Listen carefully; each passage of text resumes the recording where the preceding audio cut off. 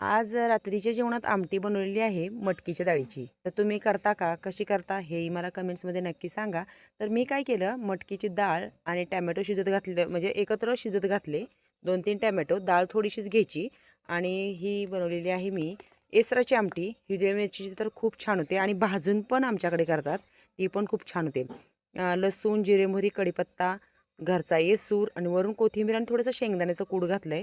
अशी बनवलेली आहे मी ह्याची भाजी, मटकीच्या डाळीची आमटी बनवली आहे.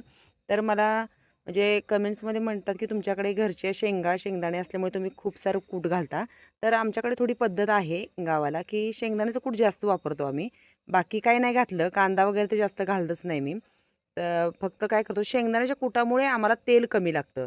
मला मागे कमेंट्स आली होती की ताई तुम्ही थोडं तेल कमी घालून भाज्या कशा काय बनवता. तर आम्ही काय करतो, शेंगदाण्याचं कूट थोडं जास्त वापरतो आणि जास्त जाळ लावायचा नाही. बारीक आरावरती भाजी अशी उकळली की तरी पण येते आणि छान भाजी होते, तेल पण कमी लागतं. तर आज अशी जेवणात बनवलेली आहे मटकीच्या डाळीची आमटी.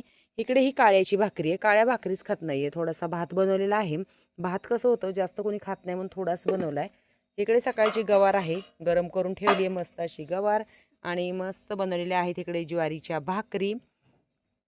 इकडे ससा खातोय, चपाती. आत्याने शेंगा फोडल्या, गोळा करून साईडला ठेवल्या आणि थोडंसं तिकडे जाऊन आराम करतायत.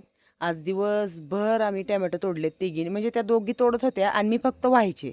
तर असं आज जेवणात आहे मटकीच्या डाळीची आमटी, भाकरी, भात.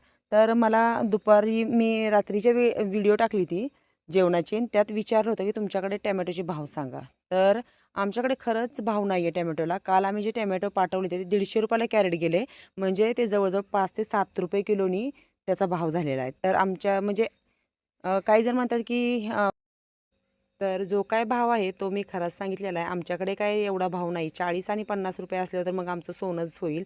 आम्ही एवढं कंटाळणारच नाही. दिवस रात्र त्या टॅमॅटोतच मी तर हलायचेच नाही. तर खरं तर आमच्याकडे नाही आहे एवढा भाव. असेल तुमच्याकडे ज्याने ज्याने पार गुजरातपासून भाव सांगितलेला आहे, तसं काही मला हे नाही आहे. पण खरं तर ते म्हणले की 5-6 जिल्ह्यामध्ये असा असा भाव आहे. तर नाही आहे तर सांगा.